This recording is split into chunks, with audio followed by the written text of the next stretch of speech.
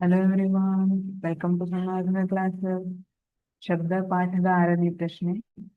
ಮಾನವನಲ್ಲಿ ಶ್ರವಣ ಶಬ್ದದ ವ್ಯಾಪ್ತಿ. ಮಾನವರಲ್ಲಿ ಯಾವ ರೇಂಜಿಂದ ಯಾವ ರೇಂಜಿನವರೆಗೆ ಇರುವಂತಹ ಶಬ್ದವನ್ನ ಕೇಳಬಹುದು ಅಂತ ಕೇಳ್ತಾ ಇದ್ದಾರೆ.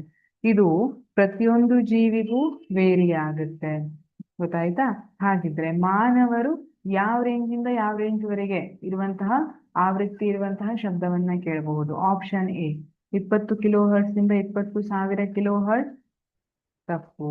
ಆಪ್ಷನ್ ಬಿ 20 ಹರ್ಟ್ಸ್ ಇಂದ 20,000 ಹರ್ಟ್ಸ್. ಸರಿಯಾಗಿದೆ. ಆಪ್ಷನ್ ಸಿ 20 ಕಿಲೋ ಹರ್ಟ್ಸ್ ಇಂದ 40 ಕಿಲೋ ಹರ್ಟ್ಸ್. ತಪ್ಪು. ಆಪ್ಷನ್ ಡಿ 20 ಕಿಲೋ ಹರ್ಟ್ಸ್ ಇಂದ 30 ಕಿಲೋ ಹರ್ಟ್ಸ್. ಇದು ಕೂಡ ತಪ್ಪು. ಸರಿಯಾದ ಉತ್ತರ ಅಂದ್ರೆ ಆಪ್ಷನ್ ಬಿ 20 ಹರ್ಟ್ಸ್ ಇಂದ 20,000 ಹರ್ಟ್ಸ್ ವರೆಗಿನ ಎಲ್ಲಾ ಶಬ್ದವನ್ನ ಕೇಳುವಂತಹ ಕೆಪಾಸಿಟಿಯನ್ನ ಹೊಂದಿರ್ತಾರೆ. ಆದ್ರೆ ಇದು ಎಲ್ಲಾ ಪ್ರಾಣಿಗಳಿಗೆ ಬೇರೆ ಬೇರೆ ಆಗಿರ್ತದೆ ಅಂತ ಹೇಳಿದೆ.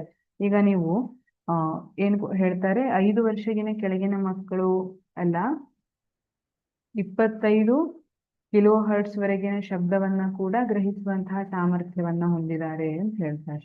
ಜೊತೆಗೆ ಆನೆ ಎಲ್ಲ 20 ಹರ್ಟ್ಸ್ಗಿಂತ ಕಡಿಮೆ ಆವೃತ್ತಿಯ ಶಬ್ದವನ್ನ ಕೇಳುವಂತಹ ಅಥವಾ ಅದರಲ್ಲೇ ಕಮ್ಯುನಿಕೇಶನ್ ಸಂವಹನವನ್ನ ಮಾಡುವಂತಹ ಕೆಪಾಸಿಟಿಯನ್ನ ಹೊಂದಿರುತ್ತೆ. ನಾವು ಬಾವಲಿ, ಡಾಲ್ಫಿನ್ ಎಲ್ಲ ನೋಡಿದ್ರೆ ಅದು 20,000 ಹರ್ಟ್ಸ್ ಅಂದ್ರೆ 20 ಕಿಲೋ ಹರ್ಟ್ಸ್ಗಿಂತ ಮೇಲಿನ ಆವೃತ್ತಿಯಲ್ಲಿ ಶಬ್ದವನ್ನ ಉಂಟು ಮಾಡಿ ಅದರ ಮೂಲಕ ಸಂವಹನವನ್ನ ನಡೆಸುತ್ತೆ.